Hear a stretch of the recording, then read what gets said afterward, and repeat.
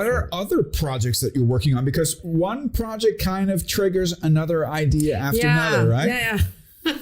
So let me, maybe if you might have forgotten this, one of the issues that came up that's a very huge issue, and we haven't really found a solution, but we have a couple ideas of how to kind of analog solutions, is that homeless people obviously are migrants. Yeah. They don't always stay in the same place. Yeah. Some of them do, but a lot of them move. Yeah. It's fairly hard to identify them, and it's fairly difficult to know what their medical history is, right?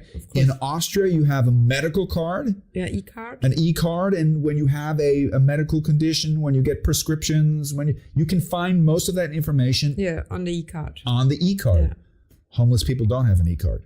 Yeah, that's right. That's a huge issue, right? That's why I told you that we have skills and tools. That's our subtitle for medical aid of homeless people.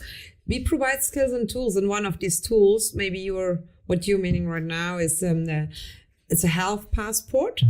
It's just a passport where you can write, if you treat these people, you write down what you gave. It looks like a vaccination passport? Yeah, it looks very similar to a vaccination passport. It's kind of the size of a passport. Yeah. And it comes with a little bag, and that's what they love, because they can put in this bag, they can put their medicine back, and then, how do you call it? Waschtasche in English? I don't know. What's it called? A toiletry bag. Yeah. Toiletry bag. Yeah, that's your toothpaste and. Yeah, so they can put in their stuff. It's waterproof. Even if you give some medicine to them, you have now in your bathroom or in your kitchen a little small box where you put all your pills in, and you have everything in order.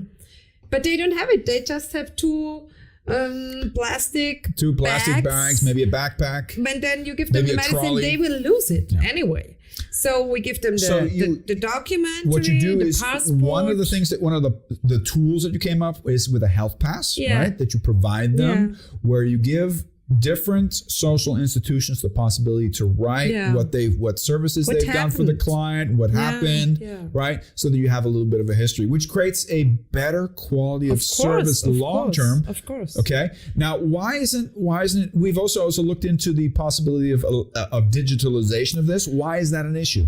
I don't know. In America, when we've been to Texas, you remember they told us that they have an app on the mobile phone, and they can write everything. And we tried to do this in Austria also with professional IT support, but we couldn't manage to do that. Important thing for those people who have never been homeless, you wouldn't anticipate that homeless people have mobile phones, but they might lose everything, but one thing that almost everybody has, even in their most remote regions of Africa, where you might not have internet connection or a roof over your head, but almost everybody nowadays has a mobile phone, and homeless people have home. So in the United States, this was I don't remember the name of it, but one of those things that it was an app, a health app. Yeah. In the United States, the solution is that they have this health app where you can do this digital, which is brilliant. Yeah.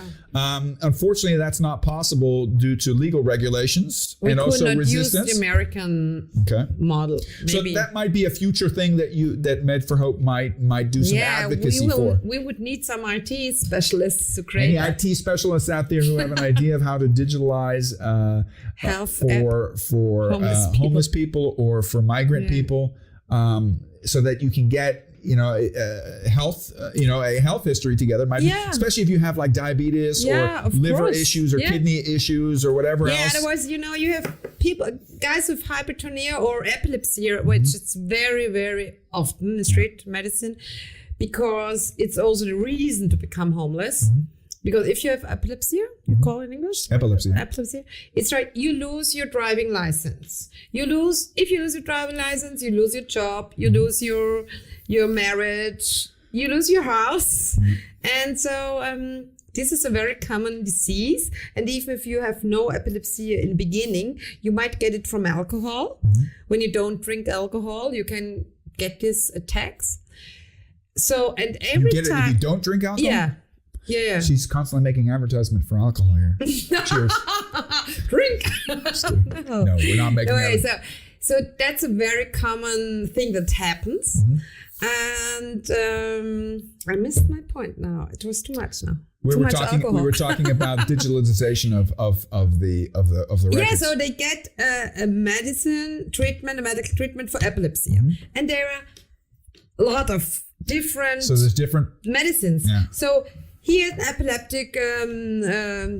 How do you call it? Event? Yeah, epileptic event. Incident. Yeah. Gets to the hospital if he's lucky or she. Then she gets treatment A. Next time she gets treatment B, and next time C, and there's no so coordination. on. Yeah, and nobody knows what happened first. Yeah. And so you So you might have a snowball effect that you might give them a treatment which is not optimal. It's not continual. And it snowballs because everybody's doing different treatments and the treatments aren't coordinated in the best combination to provide an effective and efficient way of treating the patient. And all of them have chronic diseases. Yeah. So chronic diseases needs chronic treatment.